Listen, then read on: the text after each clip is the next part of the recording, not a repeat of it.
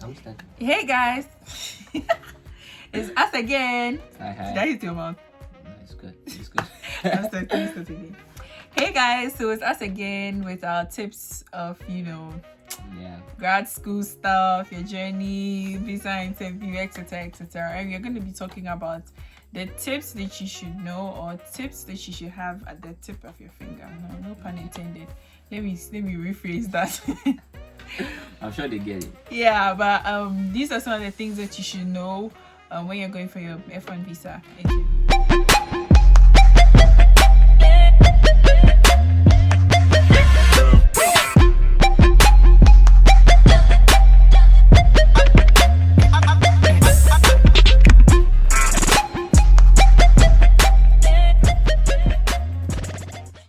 In our previous videos, we've spoken about preparation, how important it is to prepare. So I'll leave that to him. He will not talk too much about that. But what I want to say is eye contact. So in Africa, we are not used to eye contact because it's said that when you look into the eyes of the elderly and you're talking to them, it doesn't show respect. So once you are talking to someone, you either bow, you look away, all those things. That shows respect and all of that. But over here, it's a total different ballgame altogether. When you're talking to someone, you look straight into the person's eyes. That shows confidence. That shows, composure. You know what you're about. You know what you're talking about. It also shows honesty. It also shows that you're not lying about what you're saying. You know what you're saying. Usually it's said that when someone is lying, they look away, which can be true, to some extent. So you would want to look straight into the person's eyes. When you're asking you questions, don't look away. For example, me, I'm someone who, when I'm talking to someone, I hardly look into the person's eyes. It's kind of uncomfortable for me. So I had to practice that. I had to practice for 2 weeks. When someone is talking to me and I'm responding and I look away, immediately there's a bulb that tells me that, hey, look into the person's eye. Just practice. So I was practicing for a while, and I got that from so many people were advising me. Quite a couple of people who knew that I was going for my F1 visa interview told me that make sure you look into their eyes. People who are even in the US, so like, what, in this world, in the Western world, you look into people's eyes, it's kind of intimidating, So it shows confidence. It shows that you know what you're about. So you want to look into the person's eyes, even if, in this era where corona is just around, you are wearing a mask. The only thing that you can communicate with is your eye. True. So if you're looking away, what else are they looking at? Are they supposed to look at the mask? No. You get it? So until we don't know when corona is going to go, you're going to be wearing your mask. Communicate with your eyes. The only point where you take your mask off is when you're comparing your passport picture to your face. So look into the eyes. Look straight into the person's eyes and answer your questions. Do you have anything else? Yeah, so I will talk about the dressing aspect. You're allowed to wear anything that you like to the interview. But a friend of mine, I know I asked a friend that I would like to wear native attire to the interview, and then she said that it's good, it's allowed.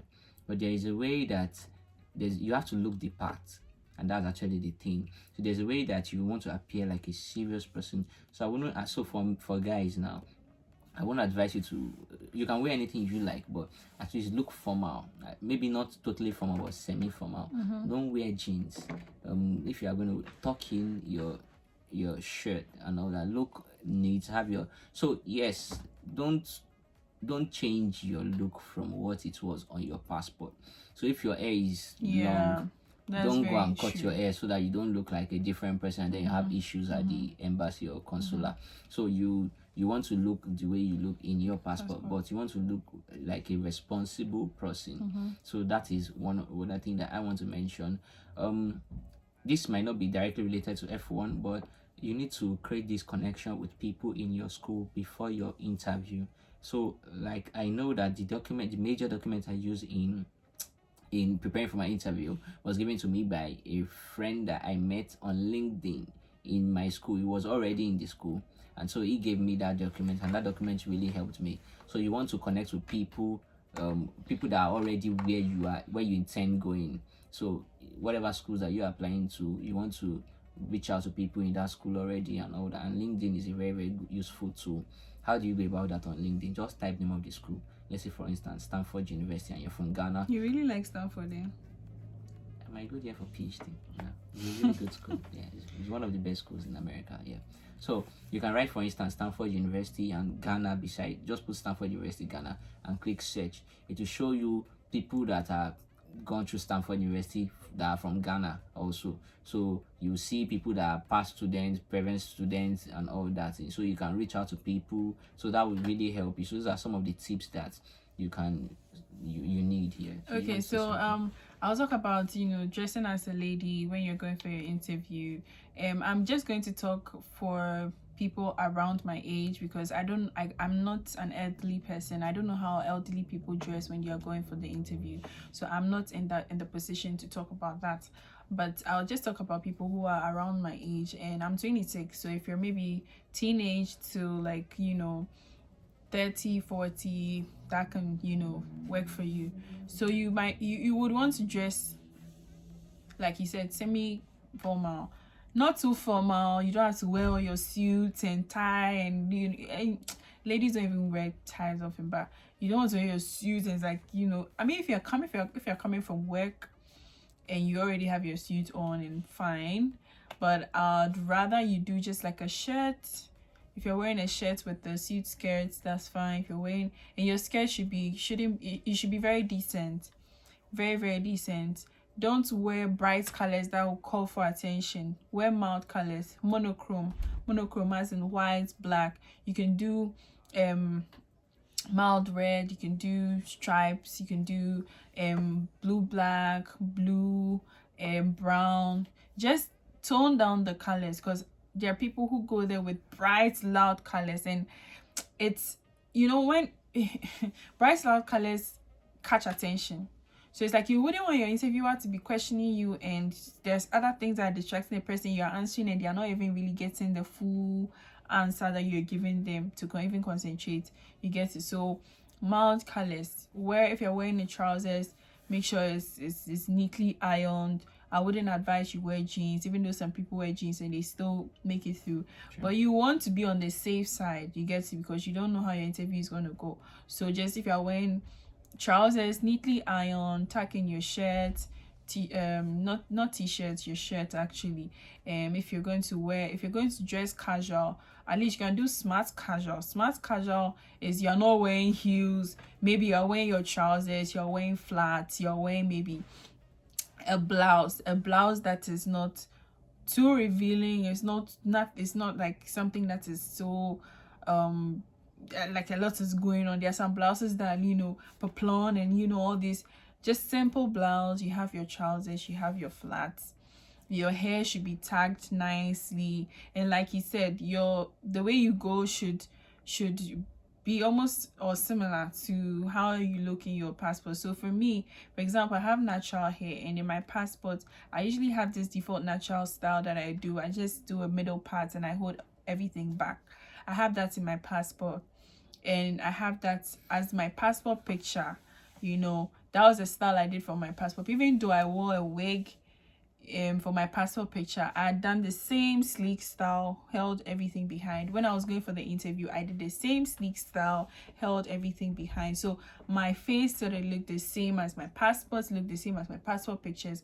Very, very, very important. So look the part, go confident, wear your mild tone colors, be sleek. If you want to wear a 2-3 inch heel, that's fine. Don't go and wear high heels and be all over the place. I wore black trousers, I wore flats because I figured we were going to be working a lot, and if you go early, you'll be waiting under the tree or something. You can't wear heels and be now crossing the road and all those things. I wore flats, black trousers, and I wore a striped red and white long sleeve. The red was very mild, and it was actually in my passport picture. I also wore the same striped but a different color, blue and white. So I didn't want to look too different the moment you see me, you know that okay, this is the same person. So with the female dressing, I'll say that. Okay, so basically these are some of the tips that we have that you can learn from when you're going for your F1 visa interview. Just look the parts, go, make sure you're confident, make sure you have your composure on point, your eye contact, preparation, everything that there is, so etc. So regarding the confidence, the more, let me put it this way, the more prepared you are, the more confident you will be on that day. So you really want to spend a whole lot of time preparing for that day. So it's like someone that goes to fight wrestling, for instance, or maybe Usain Bolt that runs. He only runs for maybe 9 seconds or 10 seconds, but he has to prepare for maybe years just for that 9 seconds. So for your visa interview, you really want to spend time preparing before that day.